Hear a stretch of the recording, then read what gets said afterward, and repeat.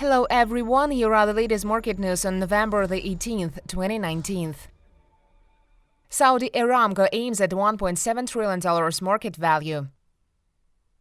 The oil giant Saudi Aramco said on Sunday the price range up to $1.7 trillion, which can drive it to become the world's biggest IPO. The company can sell its shares directly to investors in the United States and other markets, as the initial public offering will be restricted to Saudis and those foreign institutions permitted to invest in the kingdom's stock market. Saudi Aramco said it aims to sell 1.5% of the company, or about 3 billion shares, at an indicative price range of 30 riyals to 32 riyals, valuing the IPO at as much as 96 billion riyals, $25.6 billion. This gives the company a potential market value of between $1.6 trillion and $1.7 trillion. Oil climbs on easing supply concerns.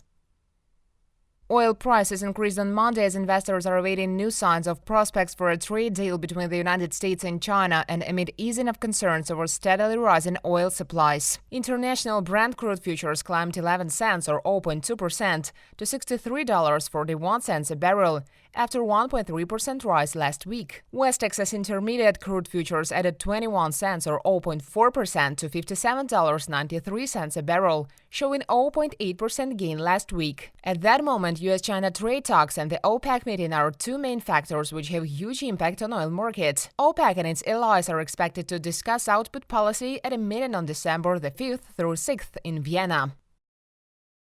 Ford Motor launches new battery-powered Mustang. Ford Motor Co. unveils a new battery-powered crossover whose design was taken from the most famous company's model, the Mustang muscle car. It attempts to challenge with the Tesla's dominance in the electric vehicle market. During the auto show in Los Angeles on Sunday, the carmaker unveiled the Mustang Mach-E, a swoopy hatchback with distinctive pony car haunches and familiar shark nose. Ford hopes to convince mainstream buyers its electrified Mustang is an alternative to the Tesla models dominating the EV market. The Mach-E sale is planned to start next fall. US and South Korea resume talks over gap.